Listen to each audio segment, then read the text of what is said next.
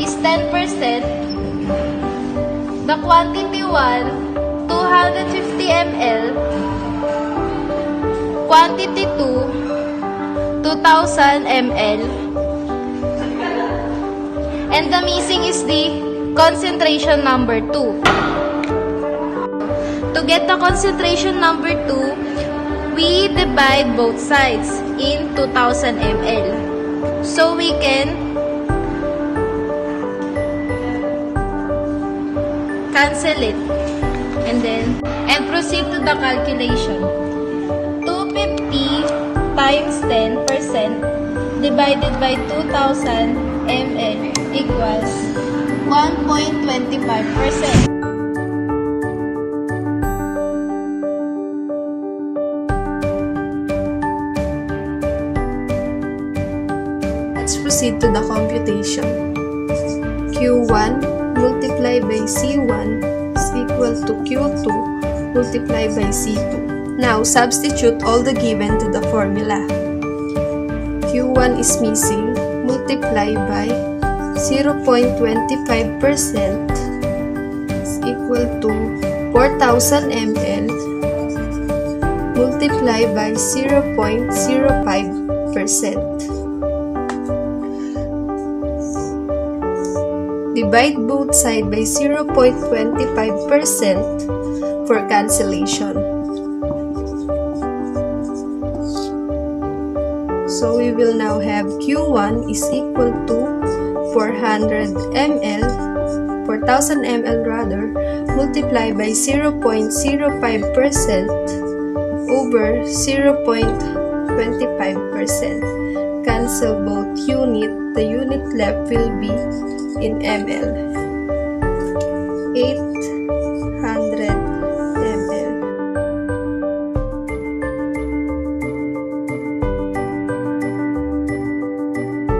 Proceed for the computation. Q1 multiplied by C1 is equal to Q2 multiplied by C2. Substitute all the given. We will have 500 ml multiplied by 20% is equal to our missing quantity multiplied by 80%. Divide both sides by 80%. For cancellation, we will now have Q2 is equal to 500 ml multiplied by 20% over 80%. Cancel both unit. The unit left will be in ml. 500 ml multiplied by 20% divided by 80%. We will now have 125 ml.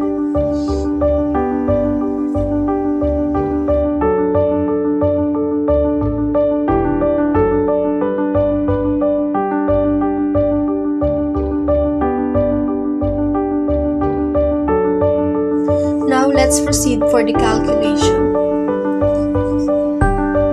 10% weight by volume, which is also equal to 10 grams over 100 ml. Then ratio and proportion to the QSAD of 1000 ml to get the grams. Cross multiplication, we will now have 10 grams multiplied by 1000 ml divide by 100 ml.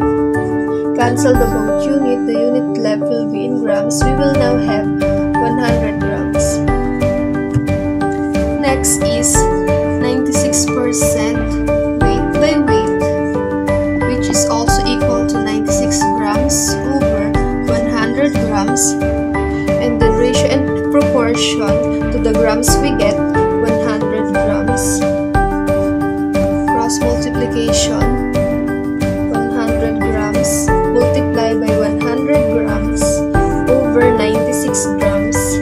We will now have 104.17 grams.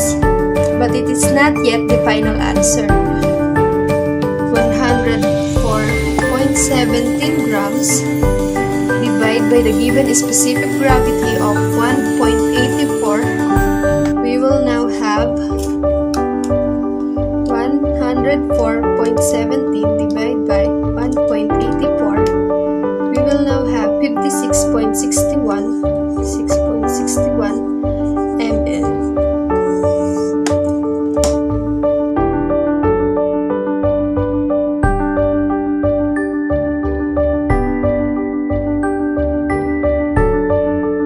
Now we'll proceed to the computation. We will use again our formula Q1 multiplied by C1 is equal to Q2 multiplied by C2. Then substitute all the given. Q1 is missing or unknown.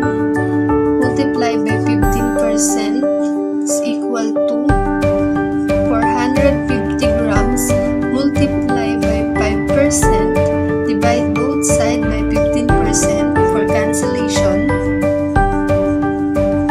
Cancel. We will now have Q1 is equal to 450 grams multiplied by 5% divided by 15%. Cancel the whole unit. The unit left will be in grams. We will now have 450 multiplied by 5 divided by 15%. We will now have 150 grams of our active ingredient. But the question is, how many grams of ointment paste should be used to prepare 400 grams of a 5% of ointment? So to calculate it, 150 grams minus the given grams, which is the 450 grams, we will now have 300 grams of our inactive ingredient. And this is the final answer.